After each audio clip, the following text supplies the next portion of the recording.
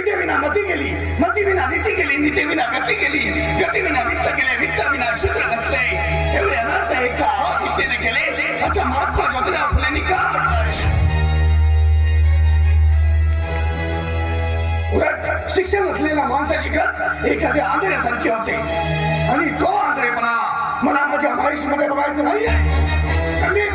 महेशच्या शिक्षणासाठी माझ्या शरीरातील रक्ताचा एक एक थेंब जरी मला विकावा लागला ना तरी तो मी विकेन. पण मी महेशला शिकवेन, खूप शिकवेन. ठीक आहे दादा, तुम्ही त्याला शिकवतात याच्यात माझं काही दुमत नाही, पण याच्या शिक्षणासाठी मात्र माझ्या वाट्याला जमीन मात्र मी विकू देणार नाही. काय म्हटलं तुला? काय म्हटलं तुला की मी तुझ्या भरोशावर महेशच्या शिक्षण तुला काय? अरे नाही संदीप, नाही.